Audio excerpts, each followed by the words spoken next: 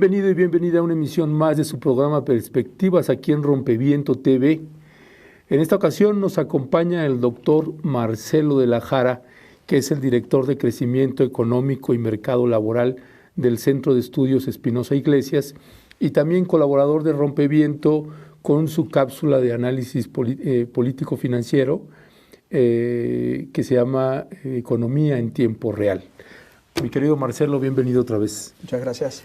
Hace 6 meses, mi querido Marcelo, te entrevisté para hablar un poco sobre las políticas económicas del gobierno de Andrés Manuel López Obrador.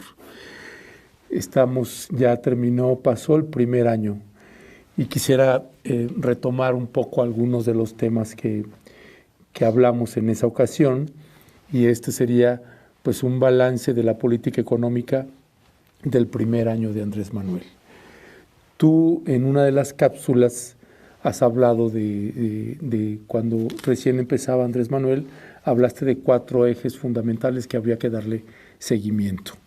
La estabilidad macroeconómica, la economía abierta, el clima de inversión que había en México y los programas, cómo se incluye a los más desfavorecidos en los programas sociales en la política de Andrés Manuel. Hay un video que lo retomamos del 19 de noviembre de Andrés Manuel en las clásicas mañaneras, donde me parece que aborda parte de estos puntos, son en voz del propio presidente, de lo que él dice cómo van, y entramos en materia, ¿vale? Vale. Santi, por favor. Hay buenas noticias. El 26 suscribimos el acuerdo del Plan de Infraestructura Nacional con la iniciativa privada. Y tengo información de que van por buen camino las negociaciones para la aprobación del tratado en Estados Unidos. Entonces, son buenas noticias. Por lo demás, está creciendo ya, les comentaba, la producción petrolera y vamos avanzando. El peso no se deprecia, al contrario, es de las monedas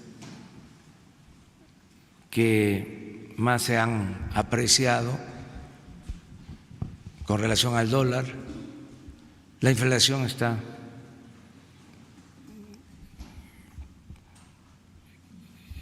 en los términos establecidos por el Banco de México.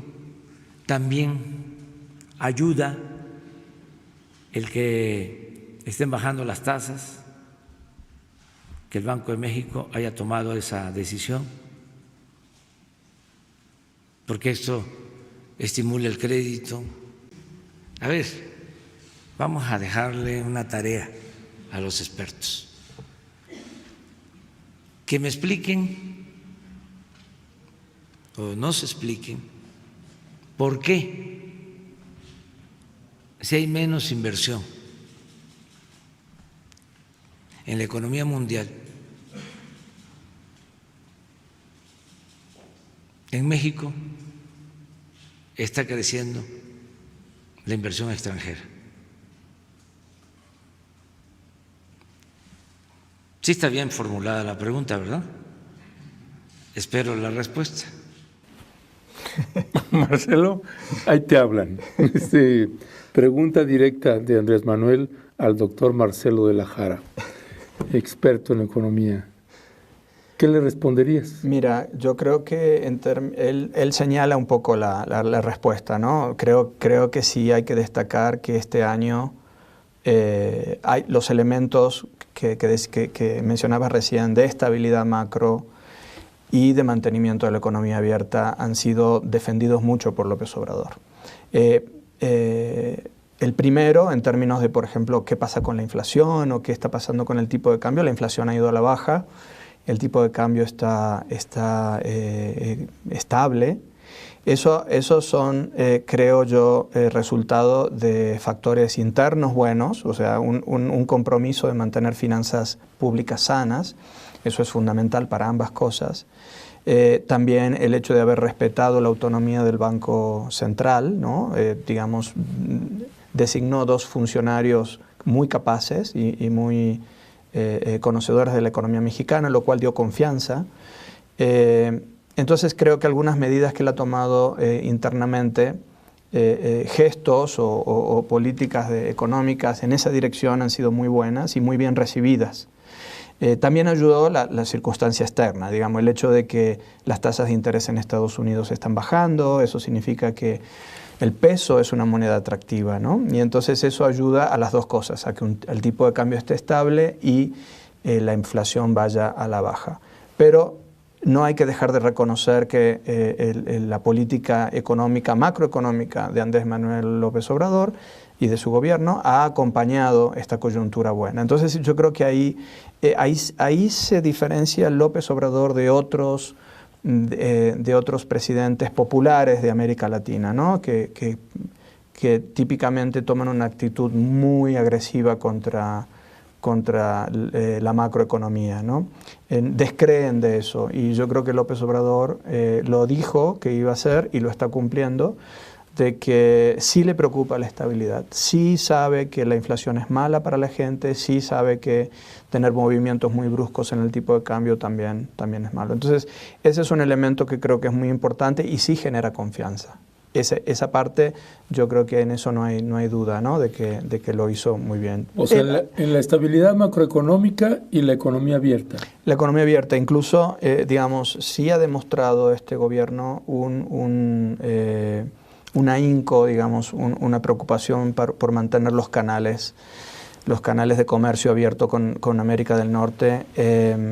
También eso es un reconocimiento a un pragmatismo en relación a cómo funciona la economía hoy en día, y en particular la economía mexicana, dónde está parada, ¿no? Está muy integrada con América del Norte.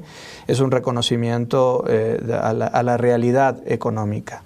E incluso sabemos todos que le ha costado algunas otras decisiones, ¿no? Que esto fue mantener ese canal abierto ha sido a costa de los caprichos de Trump en algunas cosas, en particular en la parte migratoria, ¿no? En la parte migratoria ha habido ahí una extorsión casi, ¿no? De decir o cierro la economía con el comercio con México o me haces este trabajito, ¿no? Entonces creo que el gobierno sí se ha tenido que tragar algunos sapos en esa parte, pero sí demuestra un compromiso con la economía abierta, y esos son 2 pilares fundamentales que ha tenido México, ¿no? en estos años. En lo que toca... En lo que toca a la inversión, que ahí lo deja como un desafío para explicar, ahí ese es el tercer elemento que tú mencionabas, ¿no? Sí, el clima de inversión. Tú mencionaste en una de tus cápsulas.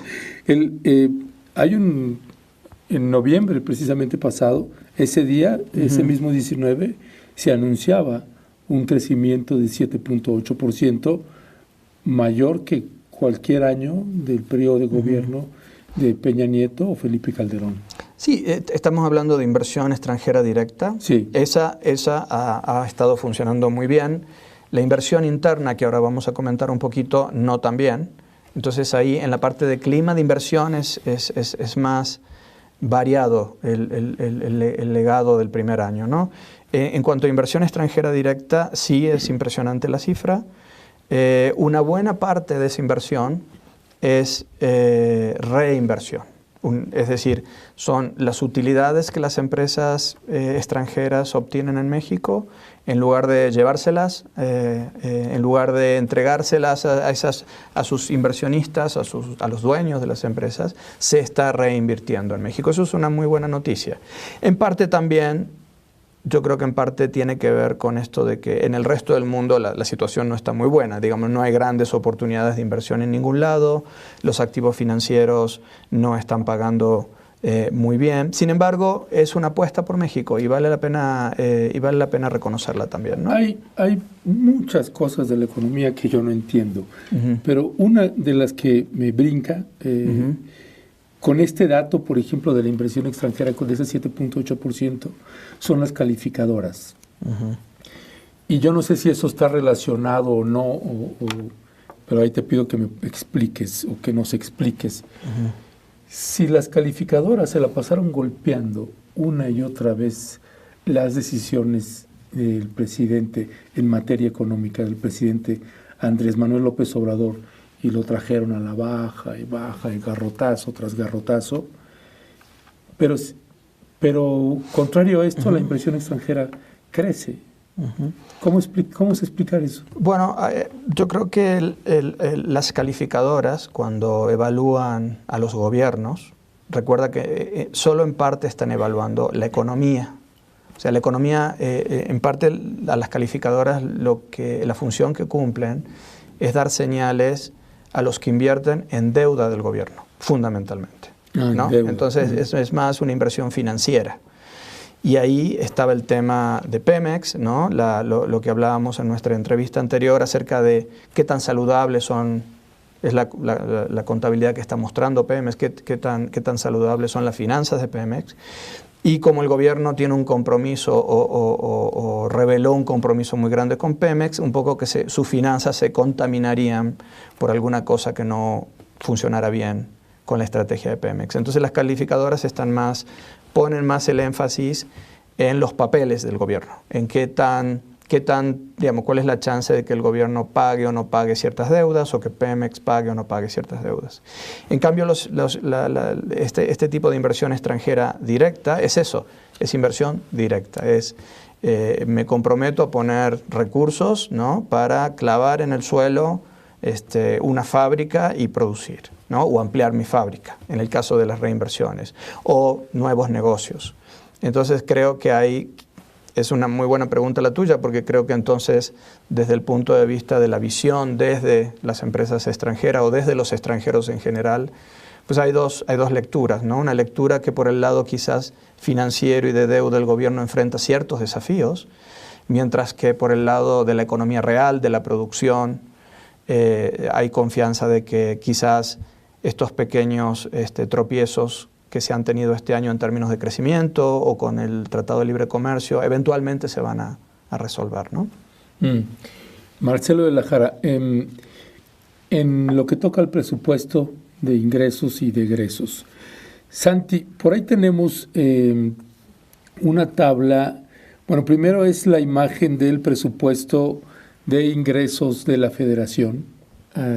Habla de un paquete de 6.96 billones de pesos mexicanos y en la distribución que hace de ese presupuesto. Cualquier ciudadano que está viendo esta tabla, ¿cómo traducirla? ¿Te parece una distribución y una asignación razonable en el escenario político que tenemos en México? ¿En el escenario económico, perdón? Sí, o sea, a nivel agregado la cifra se ve bien. Por ejemplo, si empezamos por el financiamiento, eso significa básicamente cuánto se tiene que endeudar el gobierno, y el gobierno para el próximo año está pensando en tener un pequeño superávit primario, ¿no? Es decir, lo que está tratando de hacer el gobierno es evitar que el país se siga endeudando, que el gobierno se siga endeudando. Y creo que esa es una estrategia importante, dado que precisamente las limitaciones de movimiento, de acción que tiene el gobierno tienen mucho que ver con el costo que está acarreando de esa deuda pasada, ¿no? Entonces, ponerle límite a la deuda es una primera medida. Ahora, lo interesante también es ver esa parte de los 4 billones del gasto que tú decías, cómo afectan la composición del gasto. Aquí no es, o sea, la distribución. La distribución del Tenemos gasto. Ahí las imágenes, Santi, 1 y 2, distribución del gasto. Tú mencionabas en alguna de las cápsulas también que has trabajado acá, Marcelo, es los 3 elementos que tú también señalabas, a donde se está cargando más el presupuesto: seguridad, energía y bienestar. Así es. Y aquí lo estamos viendo precisamente en números fríos. Estos datos y estas imágenes son extraídas precisamente de la página de la Secretaría de Hacienda. y es Seguridad Social y Salud derechohabientes, 1.3 billones de pesos asignados. A energético, ahí estamos hablando de 1.28 billones de pesos. Y vamos a la siguiente página, por favor, Santi. Ahí terminamos hasta... ¿no? ¿Cuál es tu valoración de...? Mira, yo creo que estas cifras son sin duda útiles para saber dónde se va a gastar, ¿no? Es como la guía del gasto, pero también es importante ver cómo cambian estas cifras este año respecto del año previo, ¿no? Como decía, las prioridades, si uno ve qué partidas están creciendo en este presupuesto versus el del año pasado, el del 2019, perdón. El del 2020 va a tener un gasto mucho más grande en energía, que ahí está el compromiso del gobierno con Pemex, con CFE. Hay un aumento grande también en el gasto en función pública. Si vemos el gasto funcional, ¿no? Por funciones, en función pública, que tiene que ver con control de la corrupción, con las auditorías que el gobierno hace, y en tercer lugar a bienestar. Entonces esas son las prioridades y creo que refleja bien lo que el presidente ha estado diciendo siempre, cuáles considera que su gobierno deben ser las prioridades. Y sin embargo está restando mucho gasto, o sea, está reduciendo mucho el gasto en funciones del gobierno que tienen que ver, por ejemplo, con el desarrollo agrícola, territorial, con el turismo. Secretaría del Trabajo también, le redujo el presupuesto, economía. Entonces quiere decir que quizás la visión del gobierno es que no se necesita en términos para que el país se desarrolle, se necesita menos impulso a la parte propiamente de crecimiento y más hacia la parte de bienestar, entendida en las tres dimensiones que él la entiende, ¿no? Como seguridad energética, bienestar de la población, eso es ingresos directos que el gobierno está dispuesto a darle a ciertos grupos de la población, y la lucha contra la corrupción. Entonces creo que más allá de, digamos, cuándo se termina gastando en cada cosa, creo que las grandes líneas, el presupuesto refleja muy bien esa visión de que no hace falta estimular tanto la economía como otros elementos que están más cercanos a las prioridades de la población, ¿no? Se habló mucho de inseguridad, seguridad también es otro elemento que está aumentando mucho su presupuesto.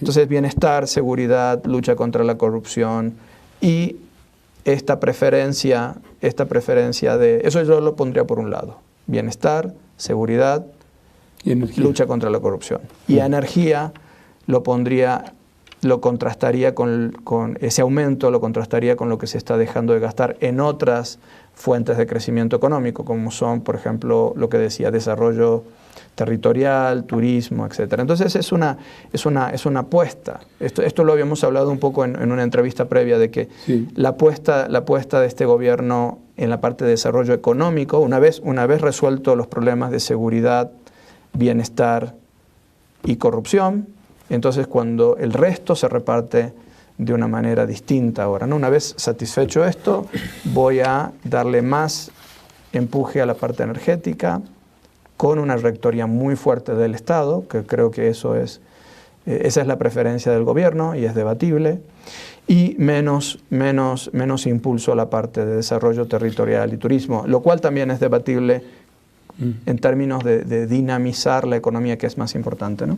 Sobre ese punto precisamente, Marcelo, y yo no sé si aquí tiene que ver un asunto propio de mi ignorancia, pero la asignación de los recursos sí, a una secretaría, si está estrechamente relacionado con el interés o no, o de lo que le está siendo prioritario para el gobierno. Por ponerte un ejemplo, Secretaría del Trabajo tiene una reducción de su presupuesto, pero eso significa que no le está dando prioridad. No significa más bien que las funciones, la operación de esa Secretaría del Trabajo en gastos de operación era un exceso, y más bien la reducción obedece a eso y no que afecte en en los proyectos que tienen que ver con el progreso o el incremento de fuentes de trabajo para la población. Porque es engañoso. No es lo mismo que energía, por ejemplo, que tiene que invertir en petroquímicas y que tiene que haber una inversión fuerte. No es lo mismo que bienestar, que ahí es dinero asignado en programas sociales. No es lo mismo que en seguridad, que es incrementar también el cuerpo de elementos de seguridad pública. Y en reducción de Secretaría de Trabajo o Turismo, tendría que traducirse... Mira, en la parte de trabajo, digamos, en parte tienes razón, quizás refleja un poco una mayor eficiencia en la operación, pero sin embargo sí hay una reducción en el programa Jóvenes Construyendo el Futuro importante. La reducción a la Secretaría de Trabajo refleja en parte un ajuste a ese programa, ¿no? Y ese programa es un programa insignia del gobierno y creo que simplemente era un programa, desde mi punto de vista, muy ambicioso en términos de lo que buscaba lograr en un solo año, y creo que ahora se están calibrando mejor cuánto se va a gastar en ese programa, ¿no? Pero sí, en el caso de trabajo sí hay claramente de las dos partes. En cuestiones como turismo, no sabría decirte, las dos partes, las dos partes de, digamos, el presupuesto que iba destinado a la operación de la Secretaría versus el dinero que iba destinado a los programas de la Secretaría, ¿no? Porque es trabajo quien lleva a Jóvenes Construyendo. Y Jóvenes sí tiene una reducción importante de casi 44.000 millones en 2019 a creo que 27.000 en el 2020. Entonces sí hay una reducción del presupuesto y en parte eso es lo que le está pegando a trabajo. Es decir, es redimensionar ese programa, ¿no? Entonces sí también se están tomando el trabajo de quizás de decir, bueno, vamos a redimensionar este programa porque tuvo este resultado o porque no tuvo estos resultados y me voy a concentrar en otras cosas también en el futuro, ¿no? Entonces es difícil saberlo hasta que no haya, por ejemplo, una evaluación oficial del programa, ¿no? Tenemos cifras de cobertura, etcétera, pero los resultados del programa todavía no los conocemos. Perdón que te interrumpí ibas a desarrollar lo de Secretaría de Turismo, la reducción. No, lo de turismo, pues ahí creo que es mucho del gasto en la Secretaría de Turismo iba a promoción, ¿no? Había ciertas agencias que promocionaban el turismo fuera. Digamos, los empresarios locales dicen que han tenido cierta afectación en términos de promoción, pero también tiene un poco que ver con la apuesta del gobierno, es decir, dónde ahora es más prioritario gastar versus lo que ya está funcionando relativamente bien. Yo creo que el turismo es algo que está muy bien instalado en México, tiene un nombre en el mundo en términos de turismo y quizás entonces pienso el gobierno puede decir, bueno, esto ya está funcionando bien, vamos a concentrarnos en cosas que no están funcionando tan bien. En el medio está esta apuesta por Pemex, que como yo digo, es una apuesta muy arriesgada, ¿no? Ya. Marcelo de la Jara, ahorita que tocas lo de los programas Jóvenes Construyendo el Futuro, Sembrando Vida, etcétera, etcétera. Andrés Manuel en las conferencias, cuando lo cuestionan sobre si la economía está estancada, la generación de empleos, que tiene una baja en generación de empleos. Y él dice, bueno, sí, pero no se está contemplando, por ejemplo, Jóvenes Construyendo el Futuro o Sembrando Vida, que ahí habla de 1 millón de empleos, etcétera, ¿no? Para la gente que dice, bueno, que no entiende este mundo de cómo se miden las finanzas, ¿por qué Jóvenes Construyendo el Futuro o Sembrando Vida no están considerados como empleos? Para la gente que no sabe, bueno, pues sí es cierto, López Obrador sí está generando más empleo. ¿Cómo explicarle a la gente esa parte? Mira, la definición de empleo implica una relación contractual, ¿no? Entre un empleador y un empleado. O sea, para mí un empleo, desde el punto de vista económico, se crea un empleo cuando en una relación entre un empresario que trae una idea o trae capital, necesita un colaborador para llevar adelante una determinada actividad, ¿no? Los jóvenes construyendo el futuro están siendo capacitados. Se supone que ellos, y las reglas, los lineamientos del programa indican que no pueden reemplazar a otros trabajadores, ¿no? Nadie espera que por la participación de estos jóvenes necesariamente las empresas tengan más producción. Entonces, en principio no son empleos reales. O sea, un empleo real es una contratación más en algún lado que genera... Con todas las prestaciones de ley. Con todas las prestaciones que algunas las tienen ellos, particularmente en temas de salud, pero que no necesariamente genera mayor producto. Es decir, un empleo es algo ligado estrictamente a la producción. Es la reunión entre dos partes, la empresa, un empleador y los trabajadores, para generar algo nuevo. Y no me queda claro que eso esté sucediendo en estos programas donde a los participantes se los quiere poner como trabajadores, ¿no? Trabajador implica un contrato de trabajo, implica legalmente someterse a las leyes de la ley a la Ley Federal del Trabajo y a otras normas.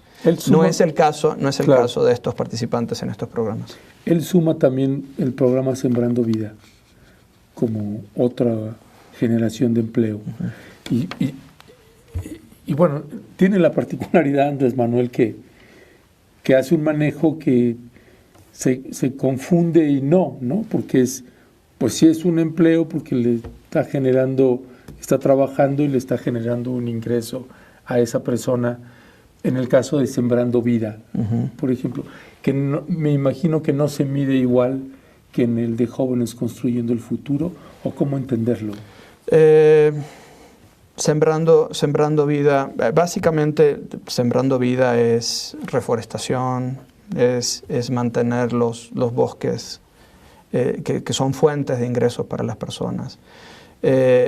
Otra vez, están estas personas en el Seguro Social, tienen un contrato de trabajo, están sujetos a la Ley Federal del Trabajo. Yo creo que hay que empezar por ahí para ver si verdaderamente son trabajadores o no. Ya. Marcelo de la Jara, pasando al tema de Pemex, el programa que hicimos lo titulamos Activos, Pasivos, Capital y Patrimonio de Pemex. ¿Misión imposible? Era la pregunta que hacíamos. Y pues ya estamos a final de año, pasó el primer año. ¿Cambió tu percepción? Bueno, mira, todavía pasó y no pasó tiempo, pero todavía no tenemos un balance auditado de Pemex, que la discusión que tuvimos la otra vez estaba basada en balances auditados. Entonces, tenemos que esperar en principio a tener un nuevo balance auditado, que supongo lo vamos a tener a inicios del próximo año para retomar este tema. Ha habido cierta información oficial de incrementos en la producción, pero también hay una reducción del precio del petróleo debido a la desaceleración. Entonces, ¿cómo queda el balance? No lo vamos a saber hasta que no tengamos uno, ¿eh? O sea, estas cosas no cambian tan rápido. Es grande la deuda, son grandes los desafíos. Entonces, hay que darle un poco más de tiempo para responder esa pregunta. Hay mencionabas un highlight del gobierno de Andrés Manuel López Obrador con la reforma laboral. ¿Cómo entender la dimensión de esa reforma y qué es lo que tenemos que estar observando para el 2020? Bueno, se alinearon los planetas, digamos aquí, para los trabajadores en el sentido de que el nuevo Tratado de Libre Comercio, el TEMEC, ponía reglas, le pedía a México más esfuerzo para defender los derechos de los trabajadores. Sindicatos libres, elección de los sindicalistas, un mayor poder de negociación salarial de los trabajadores y mayor salario mínimo.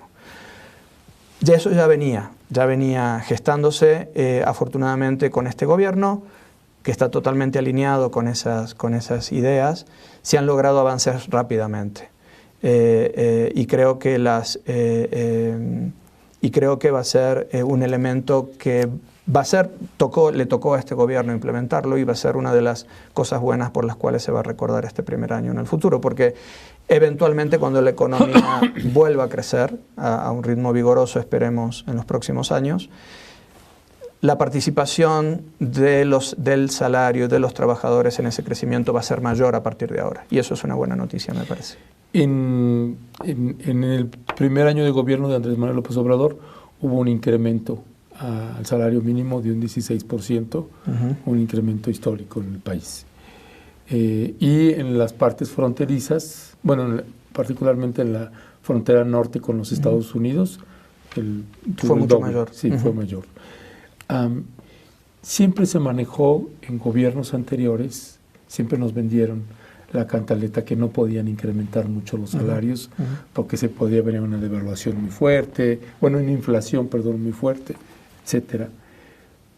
Para quienes no entendemos eso, ¿por qué no fue así? ¿Qué es lo que cambió? ¿Cómo lograron esto el gobierno de la Cuarta Transformación? No, hay una, digamos, la opinión que decía que esto se iba a trasladar a inflación se basa en un argumento que se llama el efecto Faro, es decir, que si suben los salarios de los trabajadores que menos ganan, entonces los trabajadores que más ganan también van a tener un aumento salarial grande. Y entonces ese aumento salarial grande ya va a tener un efecto sobre los costos de las empresas y por lo tanto sobre los precios. Pero en realidad la manera en que se ha venido haciendo ha sido muy buena. Es decir, estos aumentos tienen dos partes. Una parte porcentual, que es la parte que es compensación, es un aumento simplemente por la inflación, y eso sí aplica para todos, pero está alineado con la inflación, con lo cual no viene a distorsionar precios o a hacer el empleo más caro. Y la otra parte es una parte de un aumento en pesos, que solo aplica a los que ganaban un salario muy bajo.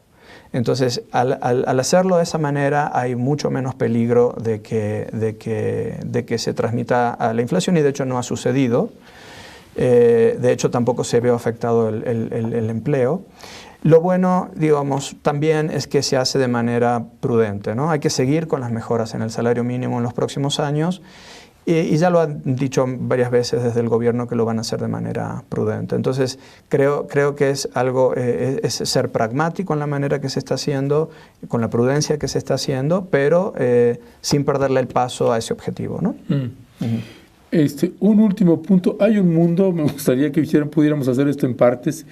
Hay otro elemento que Andrés Manuel sigue insistiendo en él, y desde mi punto de vista, al terminar el año, se demuestra que tenía razón en lo que es la generación de ingresos al Estado a través del combate a la corrupción. O sea, seguimos sin tener una medición de eso, ¿no? O sea, tengo la impresión que es cierto, pero no tengo datos, ¿no? Hay un video donde Andrés Manuel habla precisamente del tema del combate a la corrupción, y que muestra además la mirada de Andrés Manuel frente a los inversionistas mexicanos y frente a los impactos, y hay otro ejemplo que pone, que impacta a la economía del Estado a través de la corrupción. Vamos a verlo y regresamos contigo, Malero. Imagínense, una vez se hizo una licitación y hubieron varios casos, pero voy a contar uno, en donde una empresa de Slim gana la licitación porque ofrece el mejor precio, le gana a OHL, que queda en segundo o en tercer lugar, pero al final le entregan la obra a OHL. ¿Y saben qué utilizaron como excusa? ¿Qué esgrimieron para descalificar a la empresa de Slim? Que la empresa de Slim no tenía solvencia económica, que era una empresa sin solvencia económica. Entonces, si eso ya no hay, si eso ya no existe, si no sucede lo que pasaba con los contratos de Odebrecht, imagínense poner una planta de polietileno donde les dan el crédito la banca de desarrollo les da el crédito para construir la planta. Y el gobierno se compromete también a entregarles el gas para sacar la materia prima. Y dejan sin gas a las plantas de Pemex para darle gas a la planta de Odebrecht.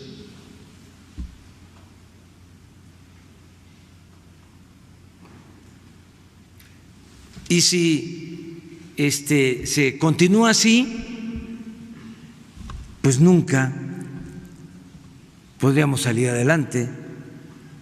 Entonces, el principal problema es la corrupción. Ese dato de la corrupción, que sí, seguimos sin tener algo medible, y déjame nada más añadir, es que hay tantas historias que ha ido develando Andrés Manuel en las mañaneras de los niveles de corrupción, que solo estas dos, ¿no? Por ejemplo, es un escándalo, ¿no? Yo, hasta la gente de derecha, cómo no critica, cómo no se escandalizan con esto que lamentablemente se normalizó. Pero ¿qué te dice este video, esto que describe Andrés Manuel? Bueno, sin duda, había estimaciones de varios analistas nacionales y extranjeros que situaban el costo de la corrupción en alrededor del 9% del PIB, es decir, en un poco menos de 2 billones de pesos, ¿no?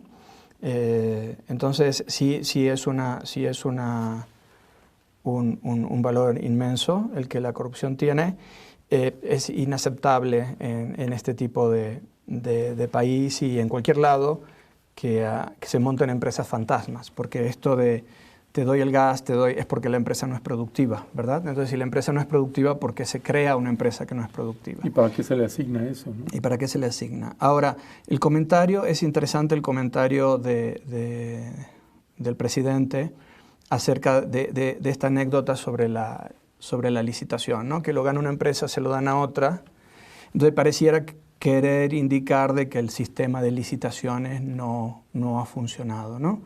Y eso me lleva un poco a la pregunta de si es esa la razón por la cual este gobierno se ha priorizado las asignaciones directas, ¿no? Ya ves que creo que para Dos Bocas hay 5 o 6 empresas internacionales que fueron seleccionadas de acuerdo a criterios de honestidad, probidad, etc. Es decir, hay ahí un arma de doble filo. Es decir, si tú renuncias, uno hubiera esperado que el sistema de licitaciones se mejore en todo caso. En cambio, lo que se ha decidido es irse por un sistema en muchos casos, no en todos, a un sistema de asignación o licitación directa, asignación directa de las obras. Entonces, ahí yo creo que hay que tener cuidado con eso, porque uno lo que quiere es que cualquier lucha contra la corrupción se sostenga en el tiempo. Y ese sostenimiento en el tiempo tiene que ver con desarrollar las instituciones correctas. Entonces, todavía no entiendo bien por qué nos vamos, en lugar de mejorar el sistema de licitaciones, nos vamos a la asignación directa. Y creo que tiene que ver con que el presidente tiene mucha confianza en sí mismo, en su propia honestidad, en su propia probidad. Pero eso no es suficiente para nosotros, porque lo que necesitamos es asegurarnos que no regresemos al pasado, ¿verdad? Esté o no esté él. Esté o no esté él. Entonces sí necesitamos un sistema de licitaciones, porque las licitaciones tarde o temprano no se puede asignar todo de manera directa, hay que usar el sistema de licitaciones, tiene que mejorarse si es que hay fallas, y uno querría ver una propuesta en esa dirección, ¿no? Creo que eso es lo que va a asegurar que efectivamente cualquier mejoría que se haga ahora en esa dirección sea sostenible en el tiempo. Para terminar, Marcelo, ¿qué te sorprendió de la política económica de Andrés Manuel? ¿Qué te sorprendió para bien y qué te sorprendió para mal?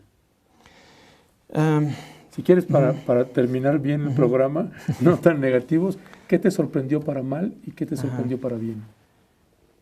Lo que me sorprendió para mal fue el énfasis que le dio a la transferencia directa de recursos en los programas sociales.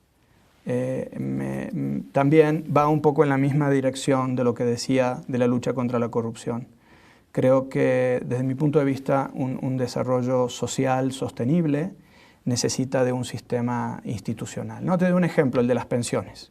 El de las pensiones o el de la salud, ¿no? Es decir, se elimina el seguro popular y se arma otra estructura para atender a la población que no tiene seguro social.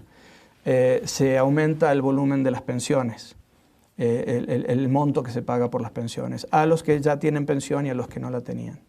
Entonces, esa idea de universalidad está bien. Lo que no terminamos de resolver es esta fragmentación, ¿no? De que para algunos es por ley, ¿no? Y para otros es pues, la voluntad del gobierno, ¿no? Entonces, otra vez, mientras dure este gobierno, esa gente tendrá ese servicio médico o tendrá esa pensión. Lo que uno quiere como desarrollo social es algo sostenible y para eso tienes que construir un sistema de protección social. Universal, claro, pero sistema de protección social. ¿Cómo sería? Con leyes. Con leyes, por ejemplo, uno podría pensar de que el IMSS, ¿no? El Instituto Mexicano del Seguro Social, es como un blueprint, es como un plano, una propuesta de cómo sería un sistema de seguridad social, ¿no? Donde tú tienes protección de salud, protección por seguros laborales y una pensión, ¿no? Y entonces hay un cálculo de cuánto aportas, cuánto recibes. Eso se puede presupuestar, se puede planear al futuro. Eso es un sistema. Un sistema es algo que formaliza la protección social. Mientras una parte importante de la población tenga una protección social en salud, en pensiones, que no está bajo un sistema asociado a leyes, ¿no? o que está amarrado al presupuesto, entonces va a ser muy difícil que eso progrese. Yo espero que eso cambie en los próximos años dentro del mismo gobierno. Eso fue lo que pensé que lo íbamos a tener pronto y parece que va a tardar un poco. A ver si estoy entendiendo bien esa parte. Perdón que me estoy colgando un poquito más. El sistema de pensiones, ¿no? Tú estás diciendo, es que, están las pensiones, pero es bajo un programa social. No, tú estás diciendo de dónde se va a generar ese ingreso para que esas pensiones sean sostenidas para personas de la tercera edad, por poner un ejemplo. ¿Es algo así a lo que te refieres o estoy entendiendo mal? Dos cosas. Primero es un plan de pensiones, ¿no? Si hablamos verdaderamente, tú lo dijiste muy bien, la pensión como un programa social versus la pensión como un plan de pensiones. Un plan de pensiones exige una relación entre lo que se aporta por mucho tiempo y luego lo que se recibe como ahorro de retiro, ¿no? El concepto de ahorro para el retiro es la clave de un plan de pensiones.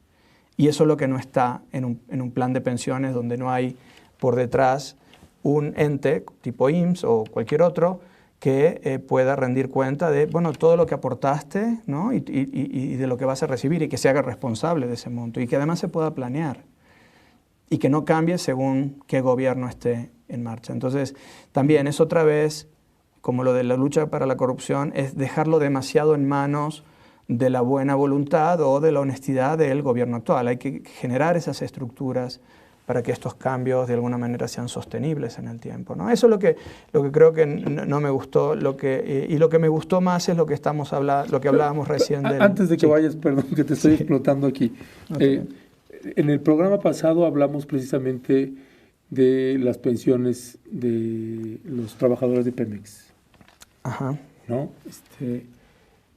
Ahí precisamente este ejemplo que estás poniendo ahorita de lo que hace falta, la estructura que hace falta construir, el caso de Pemex es emblemático, sería de que necesitamos modificar o corregir eso. Sin duda, porque ahí hay dos cosas. Ahí hay una pensión cuyo cálculo no guarda relación, o cuyo monto no guarda relación ni con las posibilidades de la empresa de donde estos trabajadores se jubilaron, ni con aportes previos, ¿no? Apenas hace un par de años Pemex, los trabajadores de Pemex aceptaron un sistema de contribuciones definidas, que es en lo que estoy pensando, ¿no? En lugar de beneficios definidos, contribuciones definidas. Pero es solo para los nuevos trabajadores, que son muy poquitos en relación a todos los trabajadores que Pemex tiene. Entonces, esa carga es del Estado, esa carga la tiene que hacer el cargo del Estado, y mientras en un programa social se reciben, no me hagas caso, pero creo que son 2.500 pesos por cada 2 meses, en un programa social por una pensión, los trabajadores de Pemex, que es verdad, trabajaron, pero no contribuyeron, lo mismo que otra persona que trabajó y no contribuyó, sí tienen pensiones que son 5, 6, 7 veces más grandes que estas o más. Entonces, en términos de la justicia distributiva, no se está haciendo mucha justicia distributiva, ¿no? Entonces, me parece que si tenemos un plan de pensiones, un sistema de pensiones universal, justo, implica sin duda este tipo de cosas, conciliar este tipo de cuestiones. Ahora sí, lo que te sorprendió para bien. No, lo que me sorprendió para bien es, creo que este gobierno acompañó muy bien la modernización del sistema de relaciones, antes se llamaban relaciones industriales, ahora se llaman relaciones laborales, entre trabajadores y empleadores. Creo que se ha aprovechado muy bien en México las exigencias de Estados Unidos respecto a que se deben mejorar los salarios en México de los trabajadores, a que deben tener un mayor poder de negociación en las discusiones salariales, y a que el salario mínimo tiene que ser un elemento dinamizador de los salarios. Entonces, ¿lo asocias más con la exigencia de Estados Unidos que con un proyecto de gobierno? No es casualidad que recién cuando estuvo en el nuevo TEMEC, que es en el acuerdo de noviembre del año pasado, recién allí México, sí, bajo el nuevo gobierno, se ratificaron los convenios de la Organización Internacional del Trabajo de hace 60 o 70 años. Es decir, ha habido, lo mismo pasaba, ojo, en Estados Unidos. Estados Unidos tampoco había ratificado esos convenios. Entonces creo que es un momento favorable. Y sí me gusta ver entusiasmado al gobierno con esto. También me gusta su prudencia y la comprensión de que el salario mínimo tiene que ser algo que se va a ir aumentando progresivamente para efectivamente que no afecte el empleo, no afecte la inflación. Pero creo que es un momento favorable, y creo que, como decía hace un rato, en el futuro este va a ser un año que puede ser recordado por esa mejora, ¿no?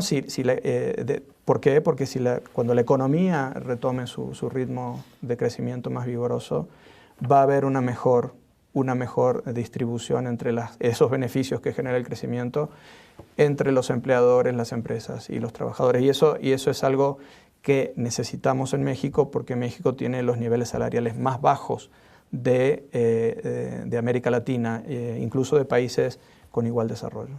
Sí, que incluso Centroamérica, ¿no? En algunos casos, sí. Doctor de la Jara, le agradezco muchísimo, te agradezco, Marcelo, gracias a ti. Dejarte exprimirte un poquito aquí. Y gracias a usted por habernos acompañado. Fue Perspectivas Rompeviento TV. Nos vemos la próxima.